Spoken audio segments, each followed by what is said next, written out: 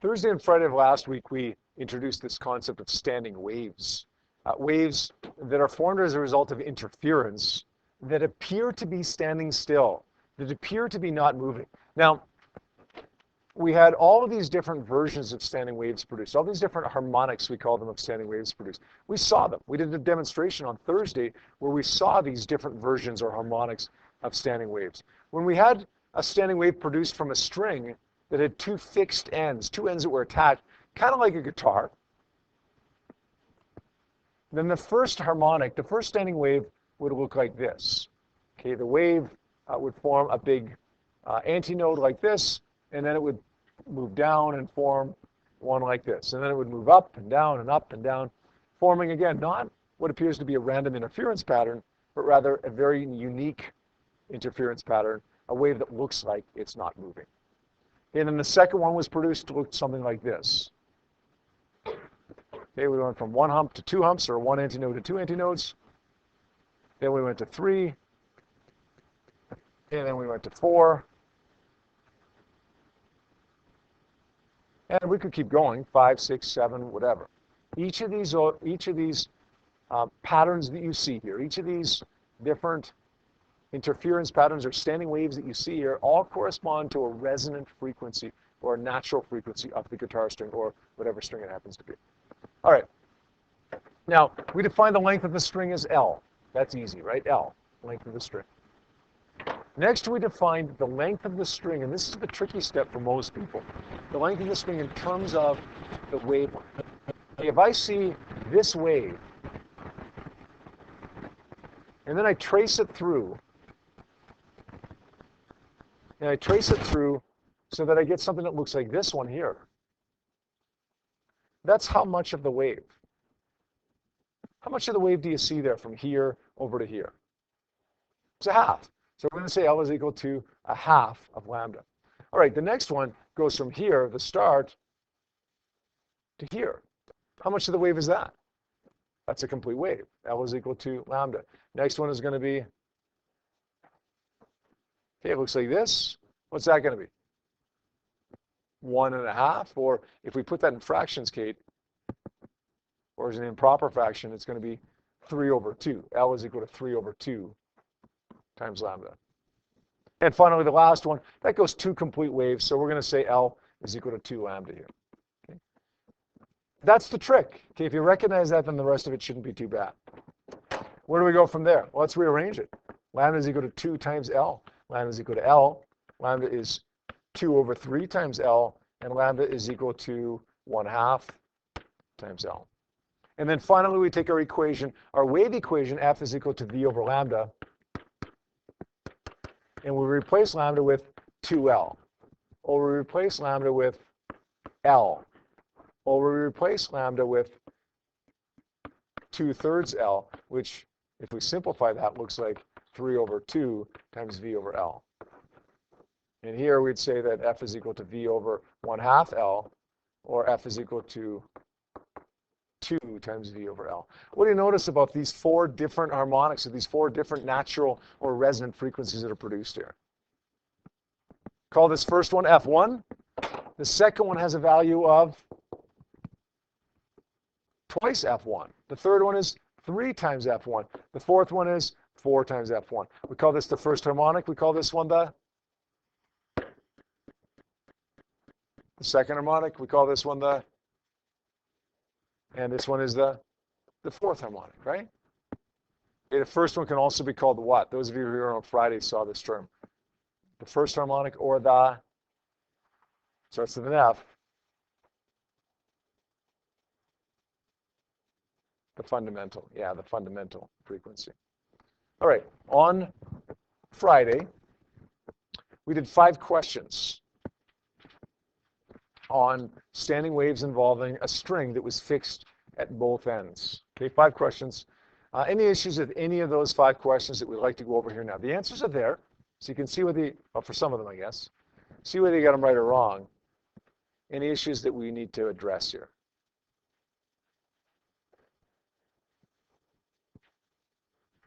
We got to pick one or two of them, don't we? Were they that easy? Really?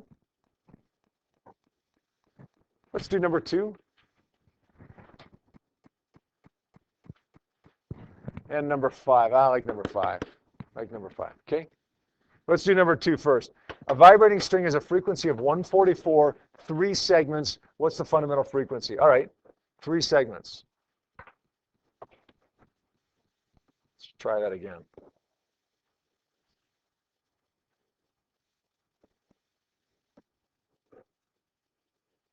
That's 3 segments. That's the third harmonic, right? And the third harmonic is 3 times the first harmonic. So if the value of the third harmonic is 144, then the value of the first harmonic is going to be, what's that going to be? 48? That's it. That was easy enough. We just had to remember the third harmonic was 3 times the first. What about this one? I like this one. The frequency of the third harmonic is 1.2 times 10 to the 3 hertz. We want to find the second harmonic. I don't have an equation, as far as I know, that relates the third to the second harmonic. So what's your suggestion? What do you want to do? Good. Divided by 3 to get the first harmonic. So we're going to say F1 is equal to 1.2 times 10 to the 3 divided by 3. That gives me 4.0 times 10 to the 2 hertz. And then we're going to take that and multiply it by 2.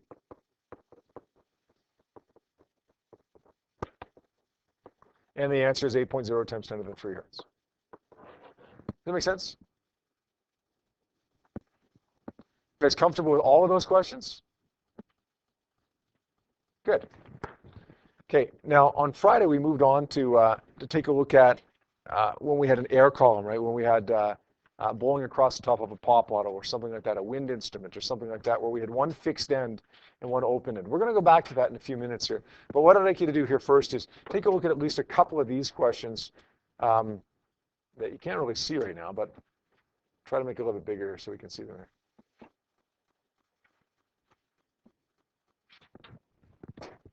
Let's take a look at questions 7 and 8 from those questions, okay? Give you a chance to work on those right now, questions 7 and 8. Then we'll take a look at them as a class, and then we'll go back to the stuff they're working on Friday with the air columns, the resonance or the standing waves in the air columns. Okay, do your best right now on those 2 questions, questions 7 and 8, please. Let's take a look here, everyone, at number 7. It says the fundamental frequency of a 27 centimeter long string. I don't really like that centimeter thing, right? Because I got to be in meters. A 27 centimeter long string is 637 hertz. What would be the fundamental frequency of the same string if it was 22 centimeters long? So we know the string is the same string. It's like the guitar. Okay, the string isn't changing. You're not even changing the speed of the wave in the string. You're not tuning it by making the string tighter or looser. All you're doing is putting your finger on a fret, right? Changing the length of the string, making it a shorter string effectively. What's the frequency going to be? Well, you could predict probably that it's going to be lower. When you put your finger on a fret of a guitar string, you make a shorter string, and what does that do to the pitch of the note that you hear? Makes it a higher pitch, right? Not louder, higher pitch.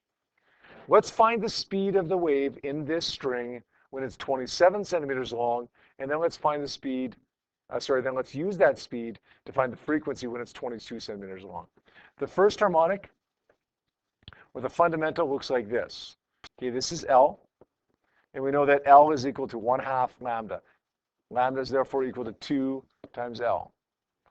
F is equal to V over lambda, and F is therefore equal to V over 2 times L. All right. For the first scenario here now, where we have a string that's 27 centimeters long, let's figure out what the speed is.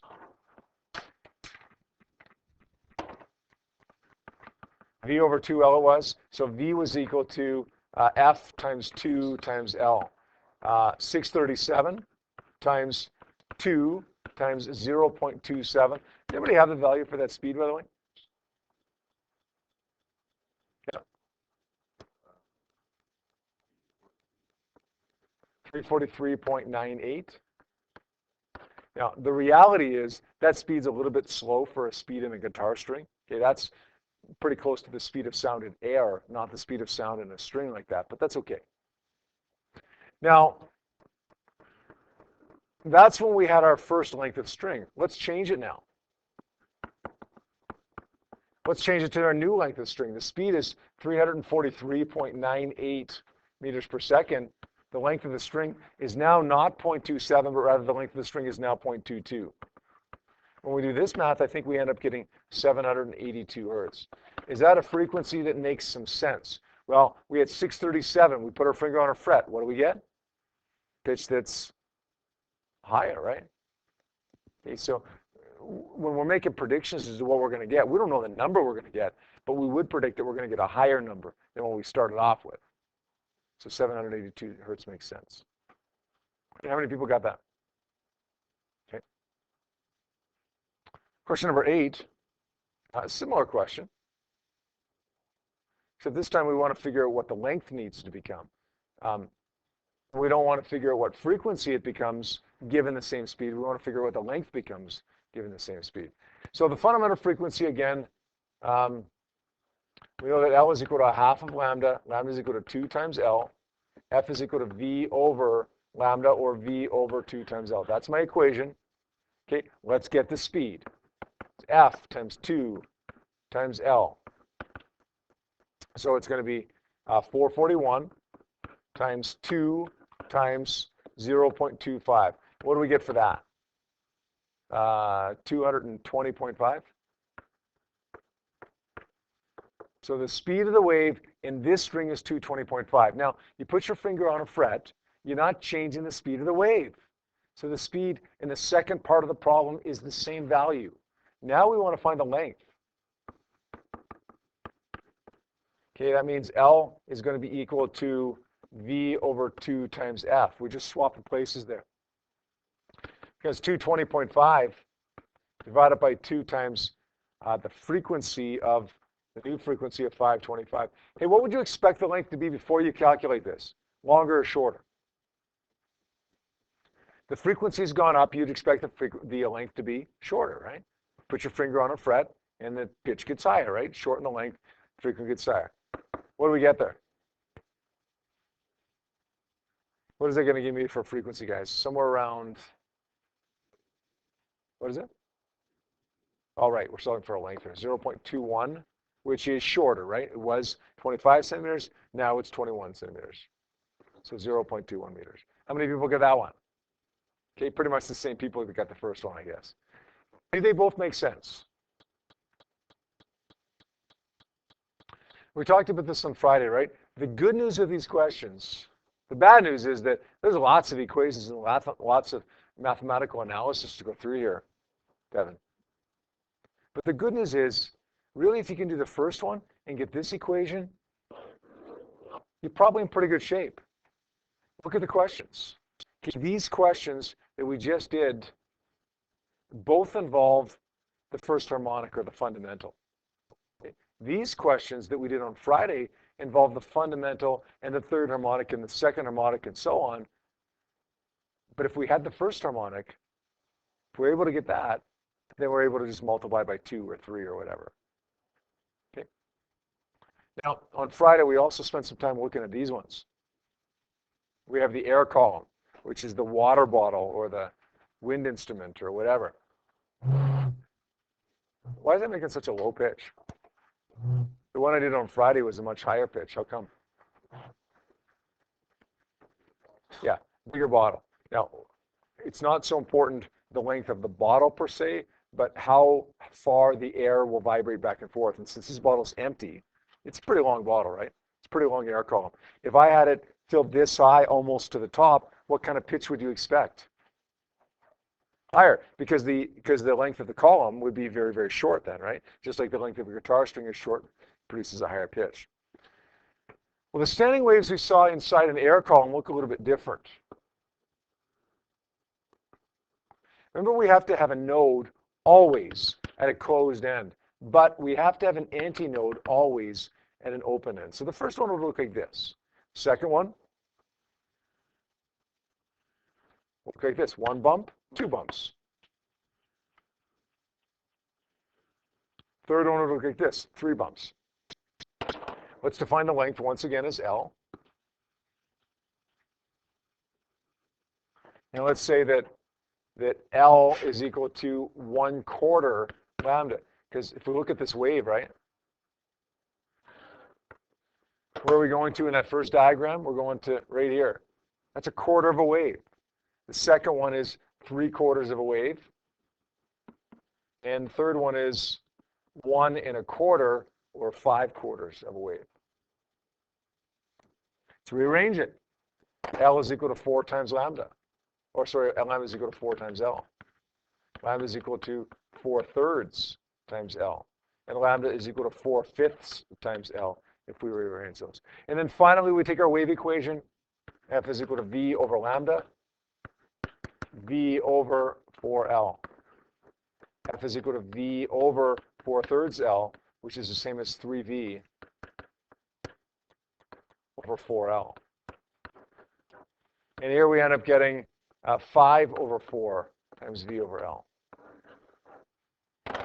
If this is the first harmonic, then this one is going to be what? Next one is what? How many times the first harmonic is it? V over 4L, 3V over 4L. What is this?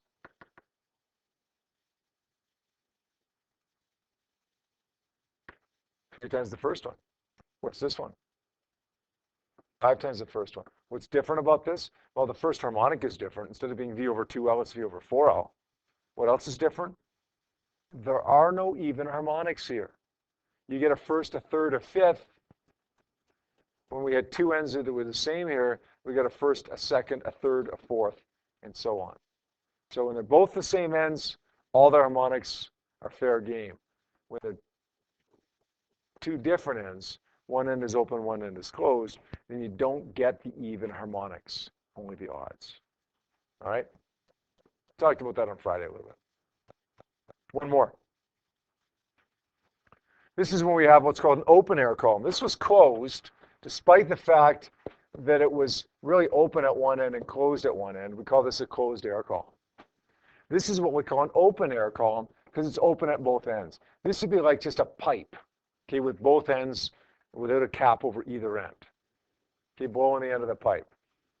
Remember, for an open air column, we have to have an antinode at both ends. So that's the first possibility that we'll see. 2 humps. 3 humps. 4 humps. Let's draw our wave again. This one's kind of wacky because this time we're starting right here, right? How much of a wave do we have in that first diagram? We're going from here down to here. How much of a wave is that? How much of a wave do you see there? Jazzy, how much is that? No, this would be a quarter to here. Okay, this is a half. So listen, if we went from here to here, if we went back up to here, that would be a full wave, right? So that's going to be a half wave. Does that make sense? So we're going to say L is equal to 1/2 of a wave. Here, L will be equal to a full wave because we're going from there, from crest to crest. And here we're going to say L is equal to, what do we got here? Well, that's 1.5. Or we're going to say 3 over 2. And we go through that same process, that same analysis, right, where we say, rearrange it, L is equal to 2 times, lambda is equal to 2 times L, lambda is equal to L, lambda is equal to 2 over 3 times L. V over 2L.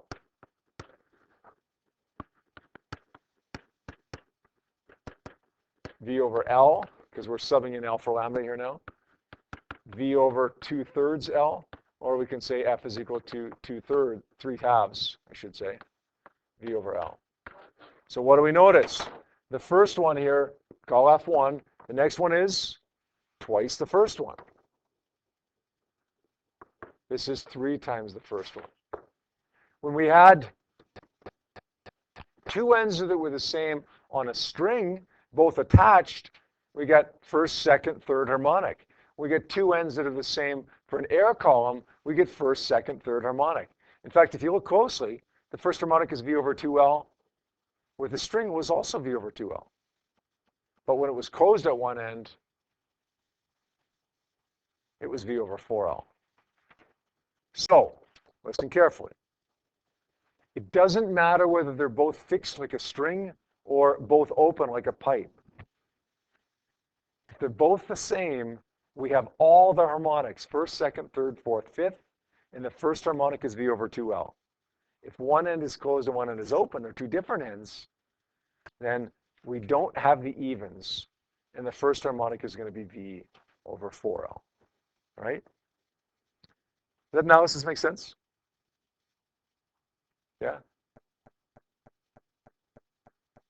Good. That's the answer that I expected from you guys. Excellent. Guess it's all good. Let's take a look at an example that's not in our book here.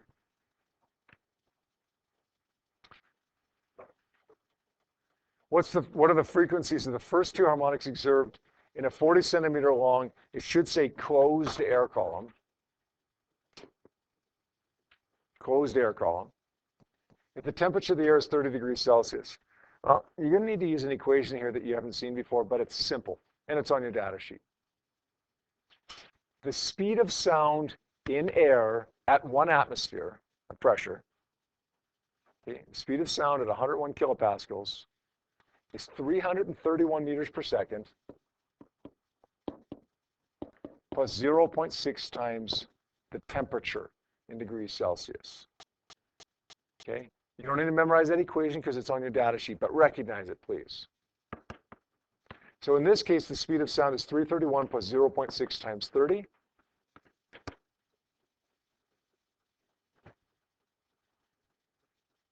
Which is 331 plus 18.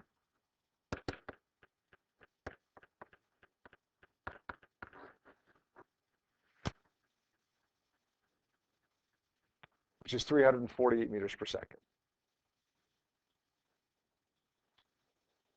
A closed air column produces a first harmonic that looks like this.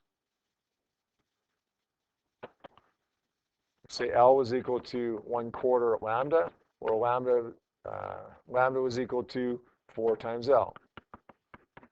F was equal to V over lambda, or F was equal to V over 4L. The first frequency is 348 divided by 4 times 0.40. What does that work out to be? I don't know. I'm going to say 200-ish. Thank you. 217.5 hertz. We're going to round that to 218 hertz, right? So that's the first one. Okay, do you need to derive the equation for the next one? No. What do you need to do? Should be easy, right? What do you got to do? Multiply it, yeah, because the first harmonic is 218. The next one is going to be higher, right? Multiply it by what? Multiply it by what? By 3. Why 3? Why is the third harmonic the second one that's heard? Why do we multiply that by 3 and not by 2? When we have one open end and one closed end, there are no evens, just the odds. So we're going to say 217.5 times 3. It's going to be 652.5, which rounds to 653 hertz. Right? There's a trick in there, right? I'll tell you what, on your test on Thursday, you're going to get one of these questions. And you're going to get a standing wave question. Okay, it may be a question where, like the guitar string, or maybe a question like this, where it's one open end, one closed end. There's a pretty good chance it's going to be one like this.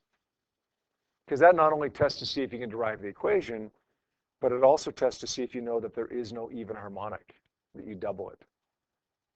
That you don't double it, that you triple it instead. Yeah, Devin? Yeah. 1 second. Is that okay, Brian? That's a good question. It should have said. That was meant to say a closed air column. So On a test, that would never happen. Okay, but if it did at some point on a quiz or a test, if I just somehow missed that, just put up your hand and ask me, and I'll tell you, because there's no way you could be expected to know that. The only way you could determine yourself whether it was open or closed. This would be a good question, actually. Is if I said the first sound that's heard was 218, the next one is 653. What is it? Well, then you'd know that it was the first and the third, right? So then you'd have to know that it was one open, one closed, right? Yeah. Yeah. Okay, these are the questions we want to work on. We'll make those a little bit bigger for you. And then we'll see what you can do with those two questions. Okay, there we are. Let's see what we can do with these two questions, please.